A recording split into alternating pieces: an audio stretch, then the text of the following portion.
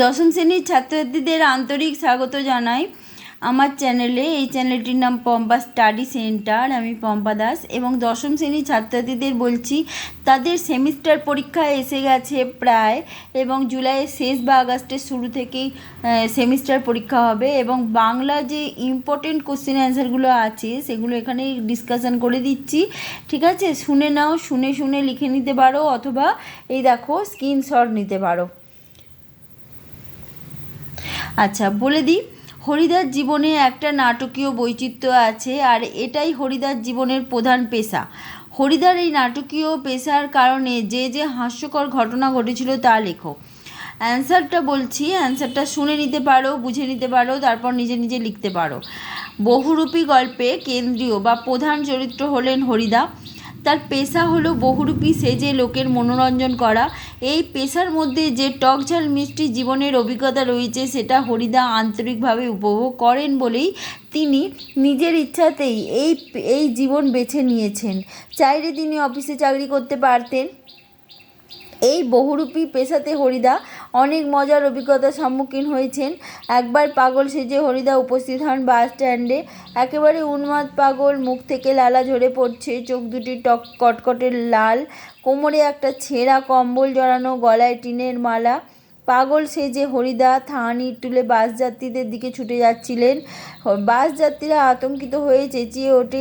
এই সময় কাশীনাথ, যিনি ড্রাইভার, চেঁচিয়ে ওঠে, কারণ তিনি বুঝতে পারেন ওটা হরিদা।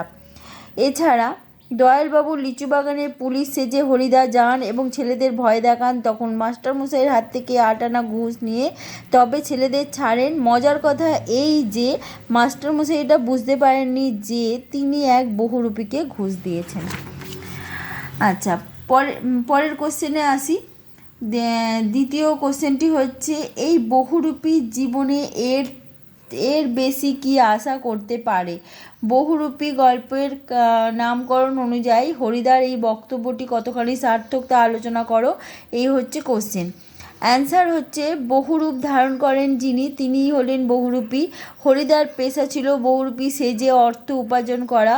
সুবোধ ঘোষের লেখা বহুরূপী গল্পটি রচিত হয়েছে হরিদার বহুরূপী পেশা ও পেশা সংক্রান্ত অভিজ্ঞতা সম্ভারের ওপর ভিত্তি করে, যেখানে অসাধারণ জীবন দর্শন হরিদার মাধ্যমে প্রকাশিত হয়েছে।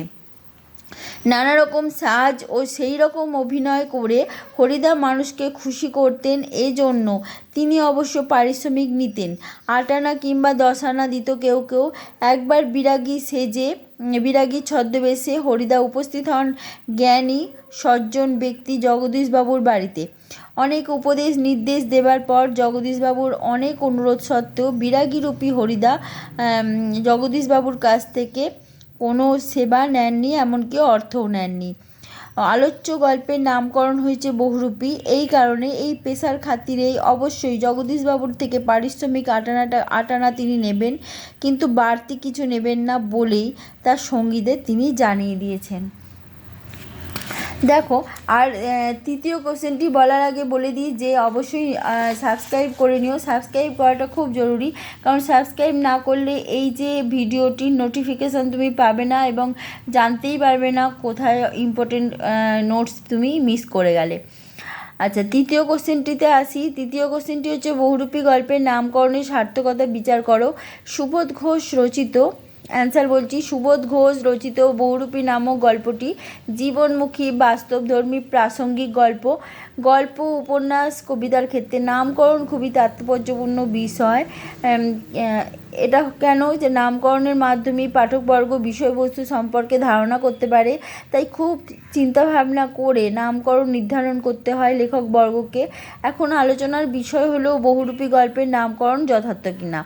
হরিদাস শখ বহুরূপী সেজে লোকের মনোরঞ্জন করা। শুধু সাজ গ্রহণ নয়, তিনি তার সাথে প্রকৃত অভিনয় করে প্রকৃত চরিত্রকে তুলে ধরেন। জগদীশবাবুর বাড়িতে আসা সন্ন্যাসী সম্পর্কে হরিদা যা শুনলেন তা একেবারেই অবিশ্বাস্য ছিল। একটা হরিতকি খেয়ে 1 বছর বেঁচে থাকা বা 1000 বছর আয়ু, সোনার বল লাগানো খড়ম গ্রহণ এবং 100 টাকার দান গ্রহণ, এগুলো প্রকৃত সন্ন্যাসীর সাথে মেলে না। তাই তিনি তখনই ঠিক করে ফেলেন বিরাগী সেজে জগদীশবাবুর বাড়িতে যাবেন এবং প্রকৃত সন্ন্যাসীর স্বরূপকে প্রকাশ করবেন।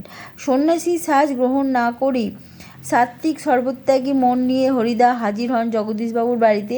উপদেশ নির্দেশ ও বাণী শুনিয়ে দেন। জগদীশবাবু বুঝতে পারেন প্রকৃত সন্ন্যাসী কাকে বলে। এর আগে বাস স্ট্যান্ডে পাগল সেজে, কাপালিক সেজে, বাইজি সেজে কিংবা দয়ালবাবুর বাগানে পুলিশ সেজে হরিদা সাধারণ মানুষকে একেবারে চমকে দিয়েছিলেন। সমগ্র গল্পেই বহুরূপী হরিদার বহুরূপ সাজের বৃত্তান্ত ও পরিবেশ বেশ উপভোগ্যভাবেই বর্ণিত হয়েছে এবং এই কারণে বা পরিবেশিত হয়েছে, তাই গল্পের নাম বহুরূপী হওয়া একেবারেই যুক্তিসঙ্গত। আচ্ছা, এটা হচ্ছে এরপরে অভিষেক কবিতা কোশ্চেন অ্যান্সারে আসবো। তার আগে বলে দিই সাবস্ক্রাইব করে নিও এবং পরের ভিডিওতে আমার সঙ্গে আবার দেখা হবে।